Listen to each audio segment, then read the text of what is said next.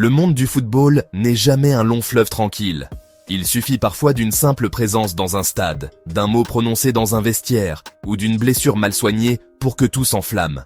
Entre insultes publiques, critiques acérées, tensions dans les plus grands clubs européens et décisions médicales cruciales, l'actualité récente illustre à quel point ce sport, au-delà du jeu, reste un théâtre d'émotions, d'orgueil et de pression.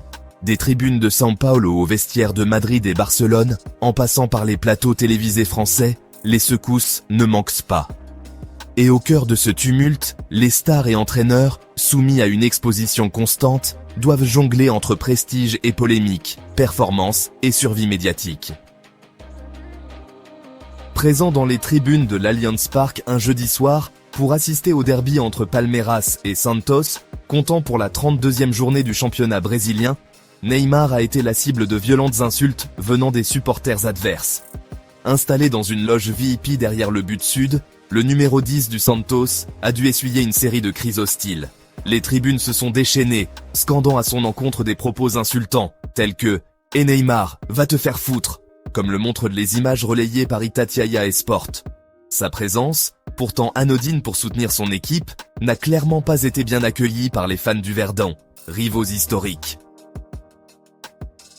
Touché à la cuisse droite, le joueur n'a pas pris part à la rencontre. Le staff technique de Santos a préféré le ménager à cause de l'état de la pelouse synthétique du stade de Palmeiras, jugé trop risqué pour un retour sur les terrains. Selon les informations rapportées par Globo, la star brésilienne devrait effectuer son retour le dimanche suivant face à Flamengo au mythique Maracanã. Lors du dernier match nul, un but partout contre Fortaleza, Neymar était entré en jeu une vingtaine de minutes et avait déjà montré de belles sensations, se procurant plusieurs occasions et frôlant le but sur coup franc en fin de rencontre. Son absence ce soir-là a donc suscité des regrets chez les siens, mais aussi un torrent de haine injustifiée chez certains supporters adverses.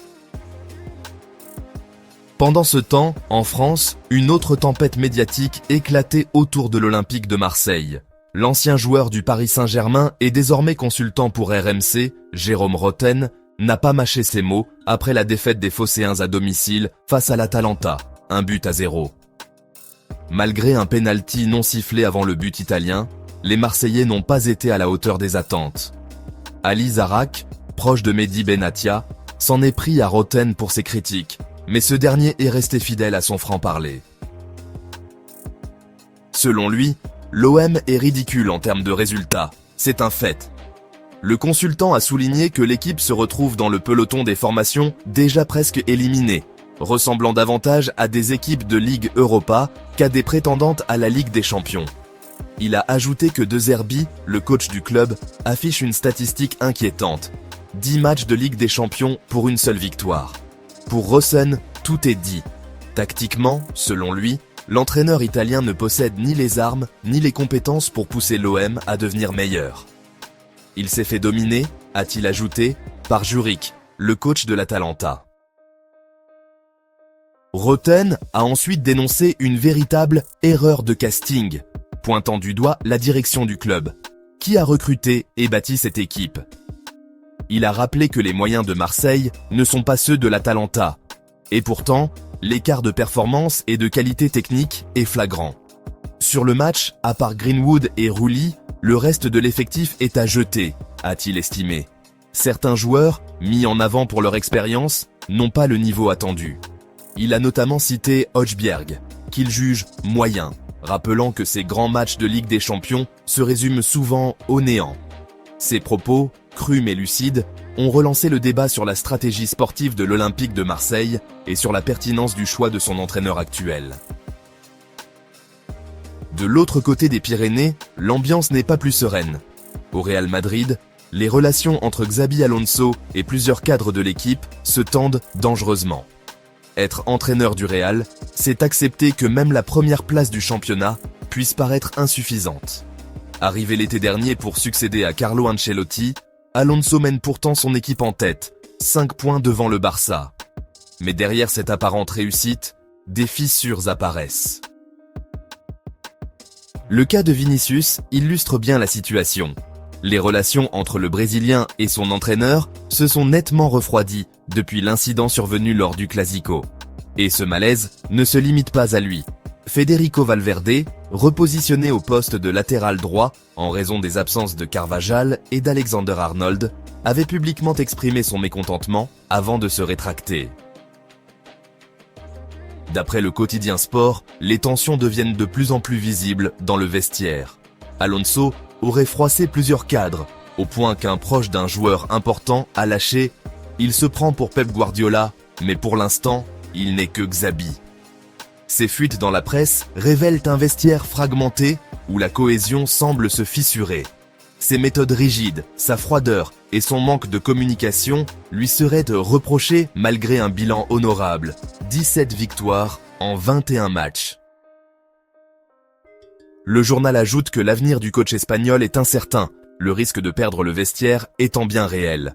La victoire lors du Clasico n'a pas effacé la gifle reçue dans le derby contre l'Atlético, 5-2, ni la récente défaite à Anfield face à Liverpool, 1-0.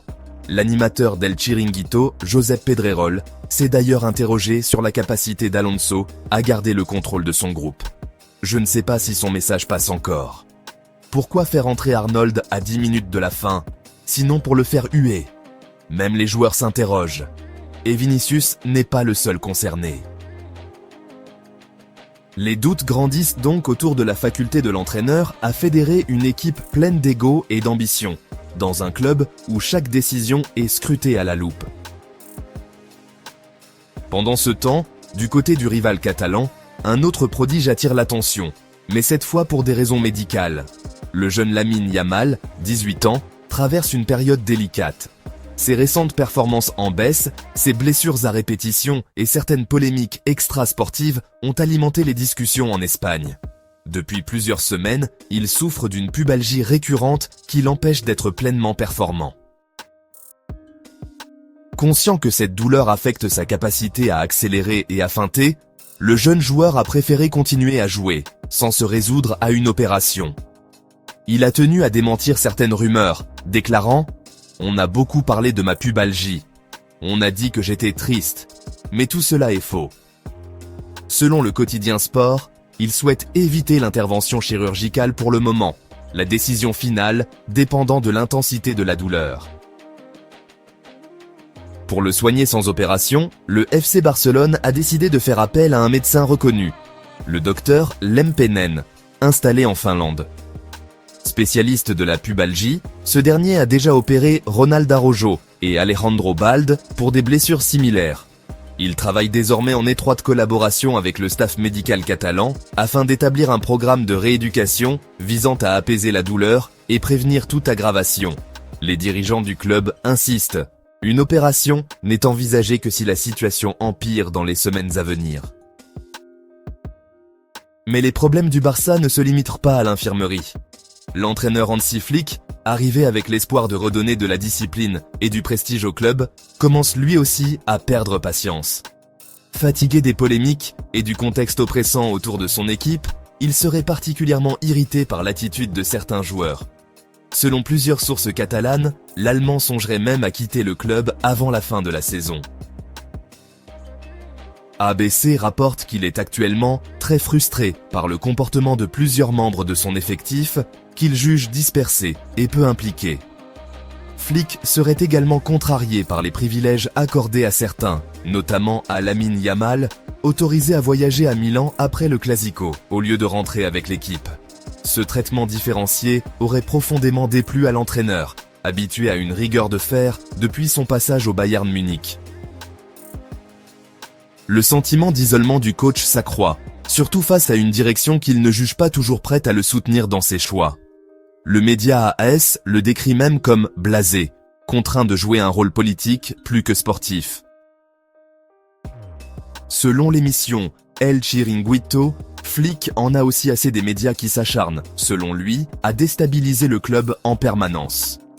Un sondage diffusé dans l'émission révélait que 66% des votants pensent que l'entraîneur a perdu le contrôle de son vestiaire. En interne, Hansi Flick n'est plus le même que l'année dernière. Il se passe quelque chose, a expliqué le journaliste Alex Sylvestre. Deux joueurs cristallisent particulièrement sa colère, Ferran Torres et Lamine Yamal. Leur manque de rigueur et d'implication aurait fini par exaspérer le technicien allemand. Ses comportements, en totale opposition avec la discipline qu'il avait instaurée au Bayern, le poussent aujourd'hui dans ses retranchements. Le journaliste Edu Aguirre a même lancé un avertissement. « Si j'étais Laporta, je demanderais à Flick s'il est fatigué. Et si c'est le cas, autant se dire au revoir dès le mois de décembre. » Entre blessures, tensions et désillusions, le Barça traverse donc une période trouble. Entre un jeune prodige affaibli, un coach lassé, un Real Madrid secoué par des dissensions internes et des stars brésiliennes insultées dans leur propre pays, le football montre encore une fois son autre visage, celui des crises humaines et des égos heurtés. Derrière les dribbles, les buts et les trophées se cache un monde d'émotions à vif, où chaque décision, chaque geste ou chaque mot peut rallumer l'incendie.